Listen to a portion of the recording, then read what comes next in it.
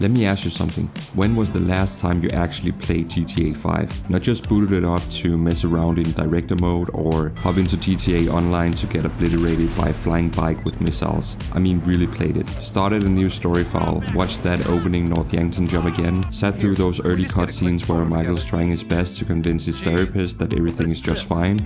I really think I can't treat you anymore. The fact is, I'm in love with you. NANI? While Franklin's out here repoing cars and Trevor, well, doing Trevor things. I asked for a fair day's pay after a fair day's work. Then he kind of got a little angry. So I admit, I kind of got a little angry. Did you kill him? What kind of fucking animal do you take me for? No, I didn't kill him. Oh, fuck. But I did kidnap his wife. Oh, no. For a lot of people, the answer is probably years ago. And hey, fair enough. This game came out 3 console generations ago, and most games don't even survive one. But that's exactly why now, right now, is the perfect moment to go back. This isn't about nostalgia for nostalgia's sake, although, let's be honest, that first time you drop into Los Santos still hits harder than most open world reveals to date. This is about reconnecting with a game that's, for all its chaos and carnage, was also razor sharp in a satire, mechanically tight, narratively bold, and in more ways than people give it credit for, genuinely ahead of its time. And let's not kid ourselves, GTA 6 is coming, it's real. We've seen the trailer, we've heard the song, we've watched the frame-by-frame breakdowns. If it's anything like GTA 5, you just know it's going to hit you with expectations, callbacks, subtle references, and almost certainly some layered story payoffs that will only land if you got the events of GTA 5 fresh in your mind. That's why I strongly recommend giving GTA 5 another spin first. It's the perfect way to extend the journey, soak in the world Rockstar built, and ease that anticipation with something that still holds up beautifully. So whether you're a longtime fan who knows every line from Lamar Rose Franklin... Oh, nigga, don't hate me cause I'm beautiful, nigga. Maybe if you got rid of that old yee-yee ass haircut you got, you get some bitches on your dick. Oh, better yet, maybe Tanisha will call your dog ass if she ever stop fucking with that brain surgeon or lawyer she fucking with, nigga.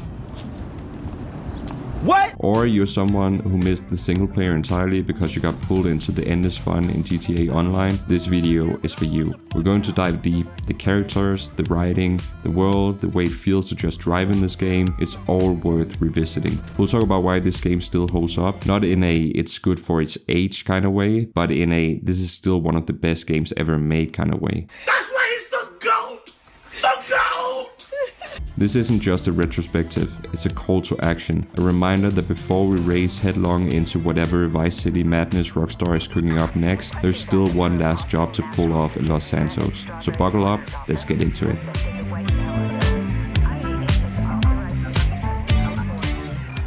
Let's start with the most underrated part of GTA 5, the actual honest-to-God single-player narrative that Rockstar crafted before Online devoured the game's cultural footprint. If you strip away the chaos, the stunt jumps, the modded UFOs, and the 12-year-olds screaming into headsets, yeah, dude, you can't drive! Drive up the hill! Then the dog will drive!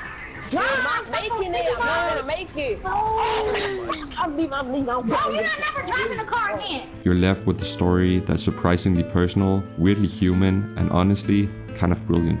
You've got 3 protagonists, which at the time felt like a wild idea. Most games struggle to write one compelling lead, let alone 3 distinct characters with intertwining arcs and actual chemistry, but GTA 5 nails it. Michael is this retired bank robber dealing with an identity crisis in a mansion full of people who actually just hates him. Screw you, Michael! Ah, but you won't! I was faithful to you up until I found you in a stripper. Franklin is trying to claw his way up from the bottom while figuring out what success even means. And then there's Trevor, chaos incarnate, a guy who'll torture someone and then genuinely cry over a lost friend 5 minutes later. He shouldn't work on paper, and yet somehow he absolutely does.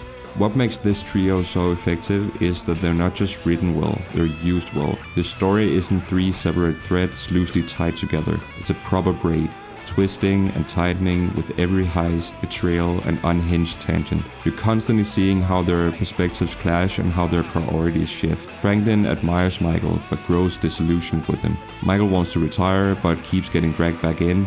Trevor just wants a little respect.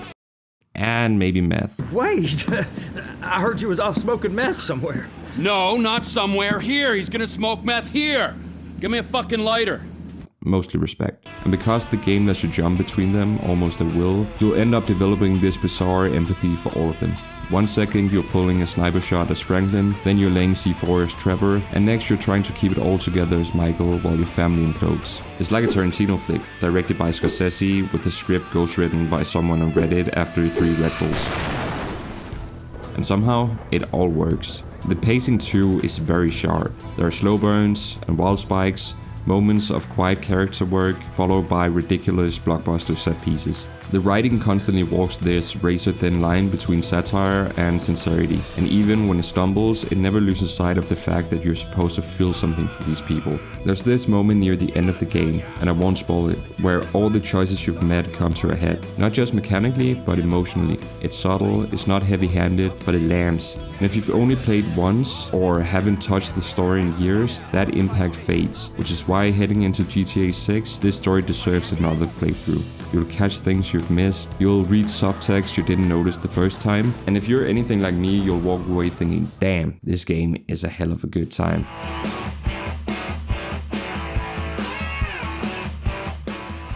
GTA 5's version of Los Santos isn't just big, it's dense. It's layered and it feels alive in a way that even games today struggle to replicate. You've got Vinewood snobs complaining about their quinoa deliveries, Vinewood Boulevard street performers dressed as aliens, drunk couples fighting outside bars at 2 AM, and weird calls like the cult of Epsilon. Yo, peace, brother. Oh, really? Oh! Despite the game being from 2013, the city feels incredibly alive. It doesn't just exist for you to play in, it exists in spite of you. And it's not just the city either. Sandy Shores is pure Breaking Bad energy. Rusted trailers, chain-link fences, sunburned lunatics yelling about the government. Listen, I can't guarantee no harm's gonna come to you. I might have to chop you up into little pieces before spraying your pulp mess down the drain, but I really hope it doesn't come to that. I appreciate your honesty. You're a good man. This is what Rockstar nailed. Los Santos isn't just big for the sake of it being big. It's big with purpose. It has rhythm, a pulse. You start to learn the way people talk in Vinewood versus Vespucci. They argue on sidewalks, take selfies in front of lowriders, stumble out of bars midday, or yell into Bluetooth headsets about stock prices. They react to traffic, to gunfire, to you. It feels less like you're walking through a sandbox and more like you've been dropped into an actual city that just kept going before you showed up. And let's not gloss over how damn playable this map still is. Traversing Los Santos is a treat. The roads are wide enough to go full Fast and Furious if you want to, or just cruise like a pensioner listening to West Coast classics. Off-roading? Still stupidly fun. Flying? A legit joy. Boating? Okay, boating is fine, but it's still better than most of the game's vehicle systems from that point in time. Going from A to B in GTA 5 is satisfying in a way that other open world games, even the really good ones, often fumble. And this was all built in 2013, before SSDs, before 60 FPS was standard, before everyone and their uncle started copying Ubisoft towers. Rockstar didn't just build a world. They build a world people remember. A world people still hang out in, roleplay in, mod, dissect, and make conspiracy videos about. Coming back to Los Santos in 2025 is not just about nostalgia. It's a reminder of what open worlds should feel like. Detailed, reactive, brimming with flavor, and absolutely unapologetic in how ridiculous and real they can be, often in the same breath. Come on over here, alright? I ain't gonna hit you. I thought you said you wasn't gonna hit me. You're a genius, you moron! Come on, come here! Woo! Don't you ever not tell me things I want to know! A few moments later. Are we gonna stop for ice cream?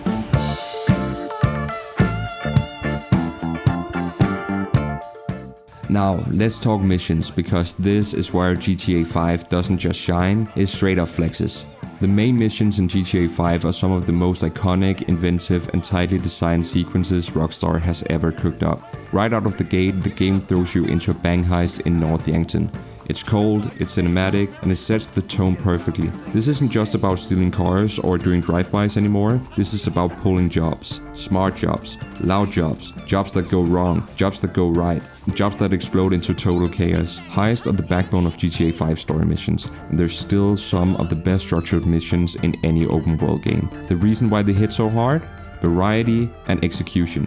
Think about Blitzplay. You stage a fake garbage truck accident to take down an armored car in broad daylight. It's this wild, coordinated effort that has you playing all three characters in sync. One blocks the road, one rams the truck, and one is ready to handle the heat when the cops inevitably show up. It's slick, it's intense, and it feels like you're in a Mike and Man movie. Or take Calibre for instance, where you literally snipe the engine out of a plane from miles away, then chase the wreckage through hills and valleys like you're in Mission Impossible.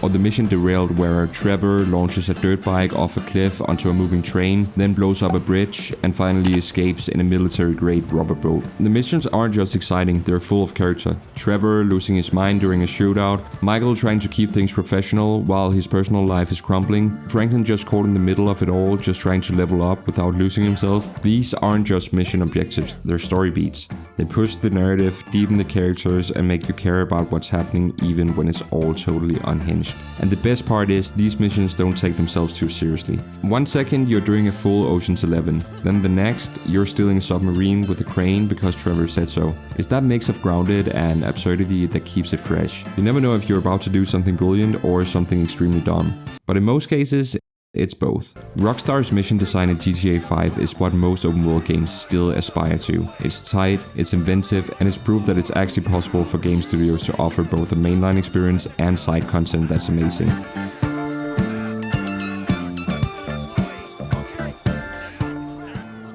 Side missions in open world games usually fall into one of two buckets. A standalone fetch quests that make you question your life choices, and yeah, I am looking at you, Assassin's Creed. Yo, my carriage has been stolen. Go to this map marker, kill the bandits, bring back my carriage, and never speak to me again. But Rockstar, thankfully, said fuck that. The side missions in GTA 5 go way harder than they have any right to, like absurdly so. They're full-on character arcs, hidden punchlines, and bizarre detours that feels like the writers were given one directive: surprise the player. Take the Strangers and Freaks missions for instance. Each character get their own unique badge and they're dripping with personality. Trevor, for instance, gets pulled into helping two elderly British tourists who are obsessed with celebrity memorabilia. And by helping, I mean you're robbing famous people and kidnapping them. Well, here we are, Al! Curtains up! It's time for your final scene! Please, no!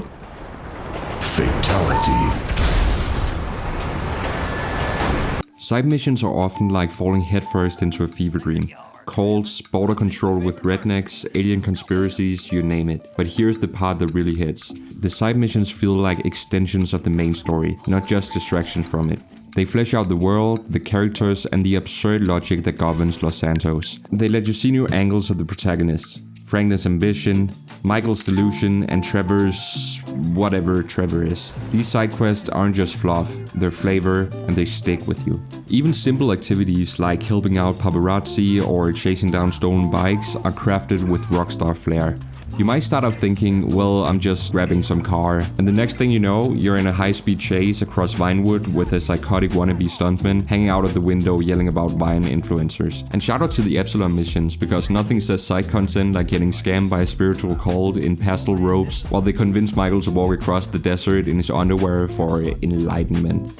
But first, you must wear your medal and your attire and run 5 miles through the desert. Why are we still here?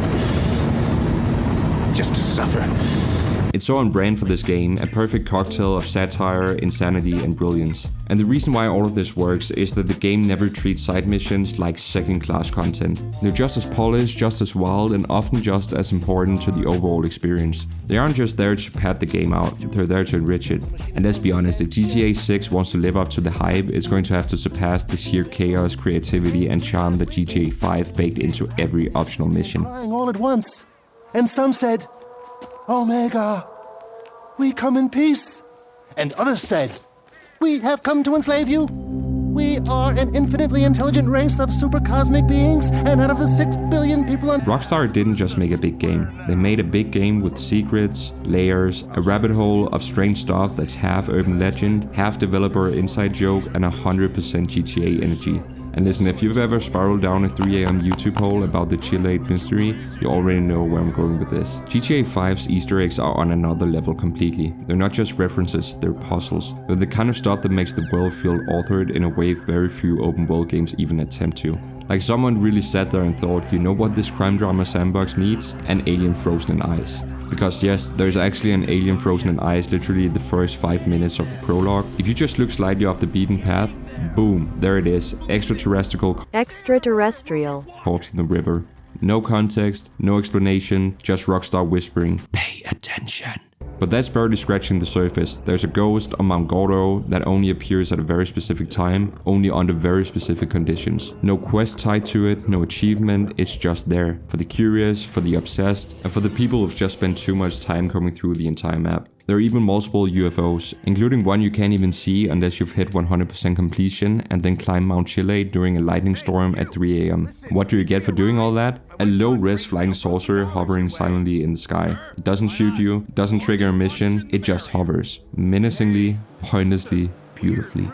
And that's the Rockstar difference. Most developers hide collectibles. Rockstar hides conspiracies. And it's not all supernatural. There's pop culture references everywhere. Little details that you'll completely miss unless you're really tuned in. From Breaking Bad nods to ancient GTA mythologies that go all the way back to San Andreas. They've created this ecosystem of inside jokes that make the longtime fans feel like a part of a secret club. Here's the magic though. You can play GTA 5 for 50 hours and never encounter a single Easter egg. Or you can spend the same amount of time doing nothing but chasing them. YouTubers have built entire channels just around unraveling this stuff. And even a decade later, there's still debates about whether the Chile mural actually means something or if Rockstar is just the world's most committed troll. Either way, it's genius, because it means even after you've beaten the story, maxed out your skills, finished every race, pulled every heist, the game still has something up its sleeve. Still something to find, something to chase.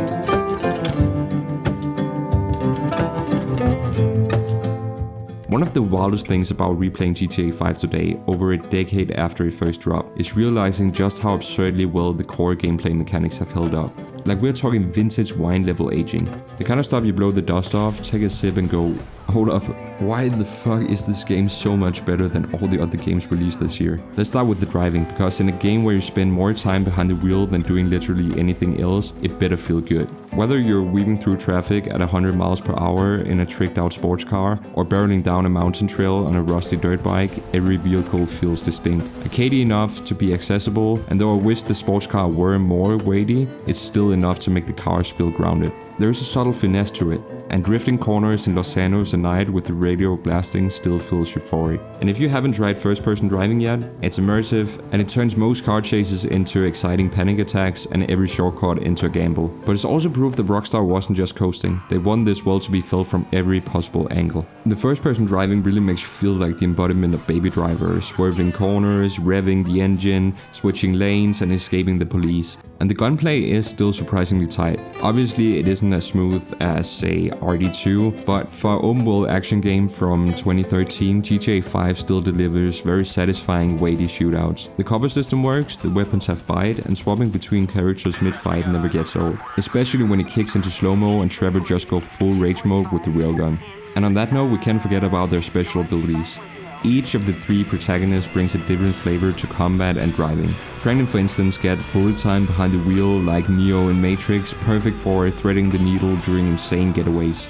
Michael channels his inner John Marston with slow-mo gunfights. You couldn't shoot a fart out of your own ass! And Trevor just basically turns into a juggernaut. It's messy, it's ridiculous, and it's a ton of fun. Even outside the chaos, there's a ton of mechanical love baked into the quieter moments. The cell phone mechanics, the character switching, random world events, it all feeds into a sense of immersion that's still so rare even to this day. This is a game that lets you stalk the stock market, do yoga, go scuba diving, customize cars, or just smoke a blunt and watch TV in your underwear. Honestly, that's the secret sauce here. None of it really has to be as good as it is, but Rockstar made sure it was anyway. Which is honestly probably why even nowadays most open world games are still chasing GTA 5's tailpipes. You can't park there! Production vehicles only!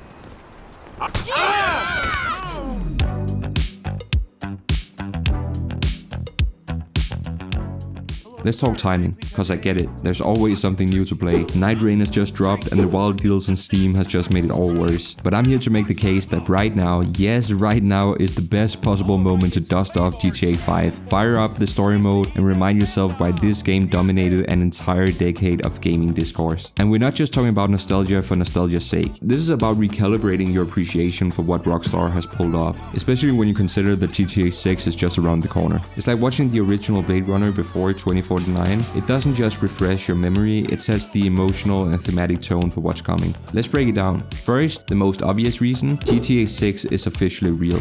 We've seen the trailer, we've broken it down frame by frame. We've all kind of become forensic analysts trying to decode every grainy leak and palm tree reflection. And everything we're seeing, every bit of that sun-drenched neon chaos screams evolution. But it's an evolution built on the foundation of GTA 5. And unless your memory is photographic or you're just freakishly committed, you probably don't remember just how finely tuned the systems in GTA 5 really are. So replaying it now really gives you a crystal clear contrast point for when GTA 6 drops. You'll spot what's been added, refined, or completely reimagined.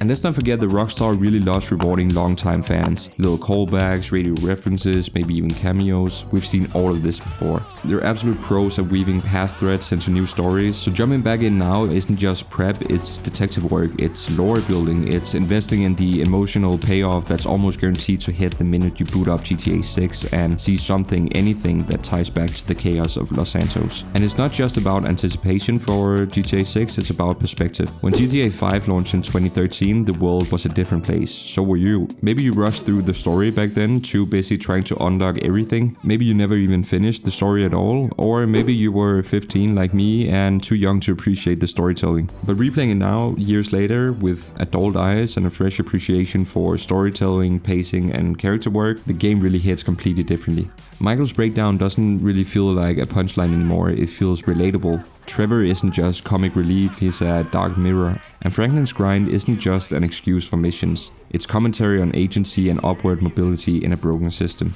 And all of that really does get sharper when you revisit the game with more context, more experience and fewer distractions. It makes the entire experience way richer. There's also the fact that we're in a bit of a single player drought right now. Not to say great games aren't coming out, they are, but very few of them hit that sweet spot of big budget sandbox, iconic characters, cinematic missions, and moment-to-moment unpredictability. So if you replay GTA 5 now, you'll quickly realize just how rare this flavor of open world excellence actually is. But the real magic of playing GTA 5 now is the metagame. Knowing this is probably the last time you'll come back to this world before the torch gets passed. It's a farewell tour, a victory lap, a chance to ride through Vinewood Hills one last time, radio blasting, stars in the sky, knowing full well that the next chapter is on its way. You get to savor the calm before the storm. That quiet before the industry-shaking juggernaut that will be GTA 6 crashes through the front door. So yeah, there's no better time than now. Replay with a new lens, revisit the characters, rediscover the side quests, relearn the city's rhythm, cruise through the city in your tuned out car, park the chaos and drive around for 30 minutes doing nothing but vibing. Cause before long, we'll all be in Vice City, trying to remember the last time Rockstar made a map this good, this funny,